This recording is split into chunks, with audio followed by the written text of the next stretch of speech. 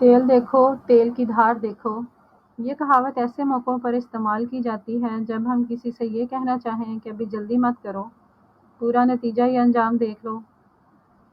لیکن یہ کہاوت بنی کیسے، یہ بھی ایک دلچسپ کہانی ہے۔ ایک تھا شہزادہ، اس کے 4 دوست تھے۔ ان سب کا ایک ساتھ اٹھنا بیٹھنا تھا۔ وہ کسی وقت ایک دوسرے سے جدا نہ ہوتے تھے۔ کھانے پینے، سونے، جاگنے، اٹھنے بیٹھنے میں سب ہی ایک دوسرے کے شریک تھے۔ ان دوستوں میں ایک تو سپاہی تھا، ایک مولوی، ایک اونٹ والا اور ایک تیلی تھا۔ ایک دن اچانک بادشاہ کا انتقال ہو گیا اور اس کی جگہ شہزادہ تخت نشین ہوا۔ شہزادے نے اپنی دوستی کا حق اس طرح ادا کیا کہ اپنے 4 دوستوں کو اپنا وزیر بنا لیا اور سب ہنسی خوشی رہنے لگے۔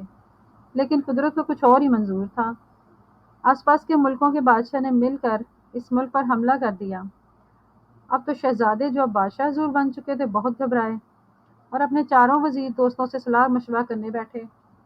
سپاہی نے کہا، اس میں گھبرانے کی کیا بات ہے، بس ڈٹ کر دشمن کا مقابلہ کیجیے، فتح انشاءاللہ ہماری ہی ہوگی۔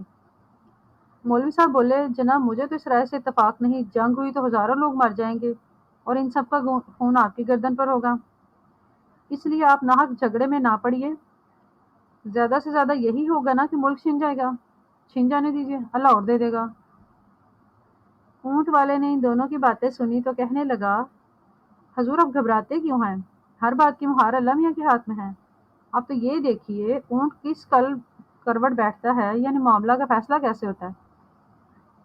اب تیلی کی باری آئی۔ اونٹ والے دوست کی بات سن کر وہ کہنے لگا، جہاں پناہ، میرے خیال میں اس دوست کی بات ₹1,00,000 کی ہے۔ کسی کام میں جلدی نہیں کرنی چاہیے، ابھی تیل دیکھو، تیل کی دھار دیکھو۔ معلوم نہیں بادشاہ نے کسی کی بات مانی یا نہیں مانی، اور ہمیں تمہیں اس سے غرض بھی نہیں ہونی چاہیے۔ ہمیں تو بس یہی یاد رکھنا ہے کہ ساربان اور تیلی نے ہمارے کہاوتوں والے قیمتی اور بیش بہا خزانے میں 2 اور کہاوتوں کا اضافہ کر دیا، یعنی تیل دیکھو اور تیل کی دھار دیکھو، دیکھیے اونٹ کس کل بیٹھتا ہے۔ ایسی سینکڑوں کہاوتیں ہیں اور ہر کہاوت کا رشتہ ایک دلچسپ کہانی سے جڑتا ہے۔